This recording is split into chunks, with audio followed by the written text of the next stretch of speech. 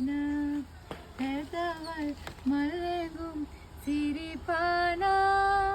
මනරම් සිනකී වට පේනා